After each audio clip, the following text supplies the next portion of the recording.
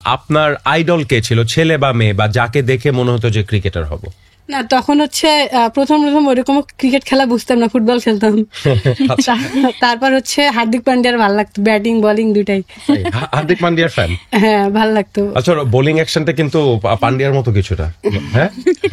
না, হার্দিক পান্ডিয়ার সাথে দেখার কোনো সুযোগ হয়েছে আপনার নাকি? না, একবার হচ্ছে কোন জানি হোটেলে ছিল, কিন্তু পরে আর দেখা, ভয় ভয় আর কিছু কইতে পারিনি। সাউথ আফ্রিকাতে মেন্স ক্রিকেট হচ্ছিল এবং আমরাও ছিলাম, সো একই হোটেলেই ছিলাম আমরা, কিন্তু আনফরচুনেটলি দেখা হয়নি।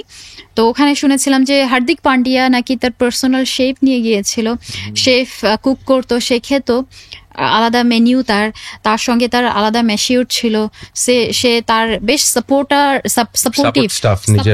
সাপোর্টিং হ্যান্ড তার অনেক ছিল। সো এটা নিয়ে আমরা অনেক আলোচনা করেছিলাম যে wow, what a life.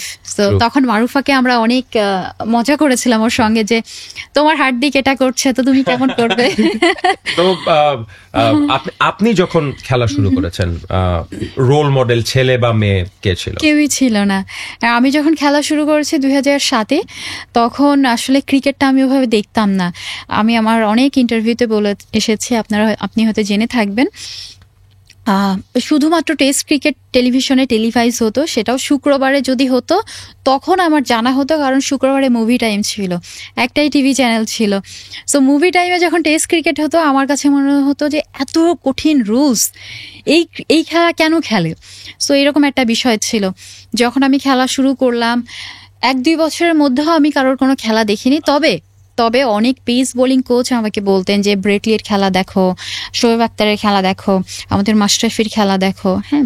So এরকম আমাকে বলতেন ইউটিউবে দেখার জন্য। তো কাকে দেখে, কোন ক্রিকেটারকে দেখে একেবারে প্রথম সামনাসামনি দেখে ওরকম মনে হয়নি যে এত বড় ক্রিকেটার? সামনাসামনি দেখে প্রত্যেকটা লেজেন্ডারি ক্রিকেটারকে দেখে আমার মনে হয়েছে ওয়াও, আমি কবে এরকম হব, বা আমি যদি হতে পারতাম।